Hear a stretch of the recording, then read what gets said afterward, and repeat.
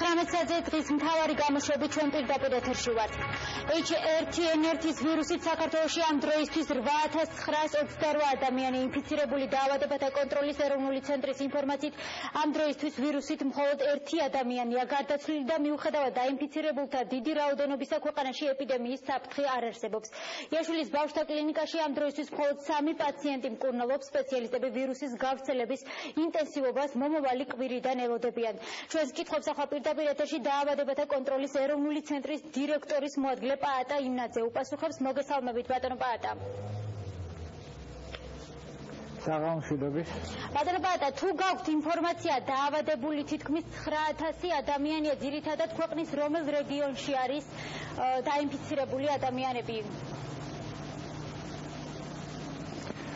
როგორც გითხარით 248 არის 100,000 მოსახლეზე ავადობა დღეისათვის.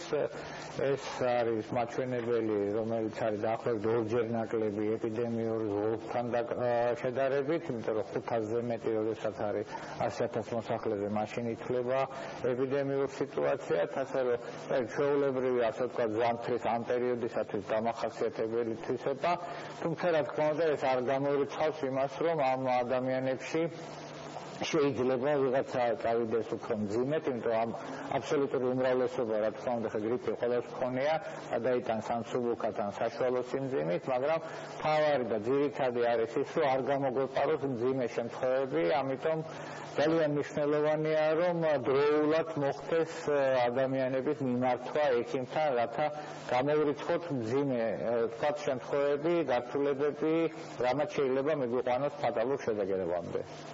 თქვენ აცხადებთ, რომ ქვეყანაში ეპიდემიის საფრთხე არ არსებობს, თუმცა დამეთანხმებით დაავადებულთა ციფრი საგანგაშოდ ჟღერს 9000 ადამიანია დაინფიცირებული.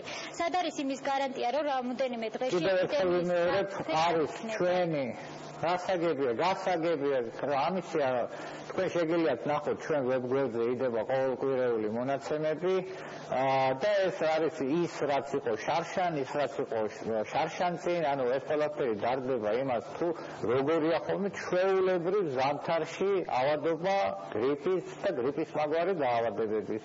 თუ ამ გრაფიკებს დახედავთ, თქვენთვის ნათელი იქნება, რომ შარშან ამ დროს იყო ცოტა უფრო მეტი, თქვათ, შემდეგ ეს კვირიდან კვირაში, რა თქმა უნდა, ნელ-ნელა ახლა მოიმატებს რაოდენობა, მაგრამ ეს არ იქნება ის, რასაც ქვია ეპიდემიური ზღვარი, ანუ 500 ადამიანი 100,000 მოსახლეზე, ეს ითვლება ჩვენი ქვეყნისათვის ეპიდემიურ ზღვარად. ასეთივე მეთოდიკით ანგარიშობენ სხვა ქვეყნებშიც. ბატონო პაატა, ვირუსით დაავადებულთა რიცხვის მატების შემთხვევაში, ეპიდემიის გავრცელების შემთხვევაში ხართ თუ არა პაციენტების მიღებისთვის მზად და არის თუ არა საკმარისი საჭირო მედიკამენტები? დღეს იყო უკვე, ასე ვთქვათ, ბრიფინგი სპეციალური ჩატარდა, არა მარტო ჩვენ, არამედ კლინიცისტებიც მონაწილეობდნენ ამ ბრიფინგში და ჯერჯერობით საავადმყოფოებში მიმართვა არ არის ისეთ დონეზე. შეიძლება ითქვას, რომ ასე ვთქვათ, საავადმყოფოებში დღეს არავითარი პრობლემა იმისა, რომ პაციენტებმა მიმართონ მათ არ არის, გადატვირთული ნამდვილად არ არის საავადმყოფოები, ეს თვითონ მთავარმა ექიმებმაც დასაბუთეს. კიდევ ერთხელ ვიმეორებ, აქ თავარი ის კი არის, რამდენი იქნებავა. თავარი ის არის, რომ 1 და 2 ადამიანიც კი, რომელიც შეიძლება ვთქვათ, დროულად არ მივიდეს ექიმთან, აი ისიც რომ გამოირიცხოს, ამიტომ გვინდა რომ ჩვენი მოსახლეობა იყოს მაქსიმალურად ხიზლად, რათა არც ერთ ადამიანს არ მოვიდეს ის გართულება, ამაც შეიძლება გამოიწვიოს მძიმე შედეგი. ამიტომ საჭიროა დროულად მიმართვა ექიმებისათვის. არ არის პრობლემა არც ჰოსპიტალიზაციაში, არც მკურნალობაში. აი სიმპტომებზე რომ გვესაუბროთ, როდის უნდა მივაკითხოთ ექიმს?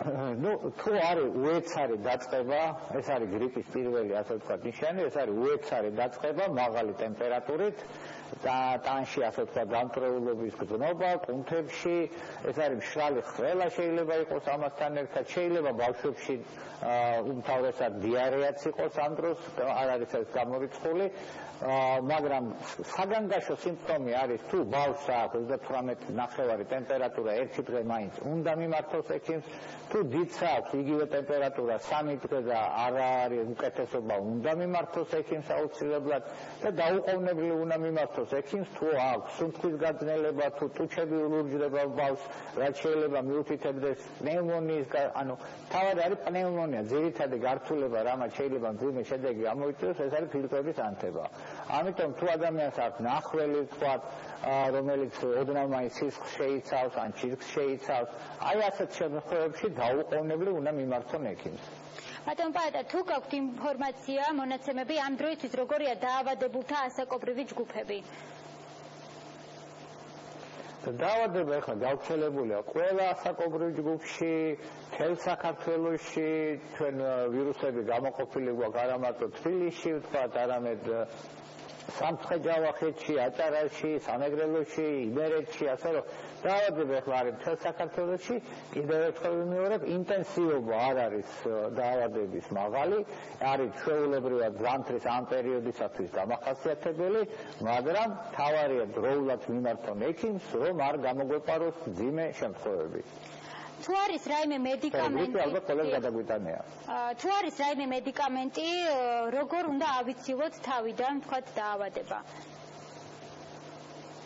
დაავადების აცილების ყველაზე საშუალება ვაქცინა რა თქმა უნდა არსებობს, სახელმწიფო პროგრამით 12,000 ადამიანი აიცრა ოქტომბერ-ნოემბერში, განსაკუთრებით რისკის ჯგუფები და ასეთი არის თქვა დიალიზზე მყოფი პაციენტები, ასეთია თქვა დიაბეტიანი ბავშვები, ბავშვთა თავშესაფარში, ბავშვთა სახლებში და მოხუცებულთა თავშესაფარში მყოფი ადამიანები, ასევე ექიმები, რომლებიც პირველი ხვდებიან თქვა პაციენტებს. ეს არის ძირითადი რისკის ჯგუფები, მაგრამ გარდა ამისა კომერციულ სექტორში აიცრა 8,000-ზე ადამიანი ჩვენი ინფორმაციით.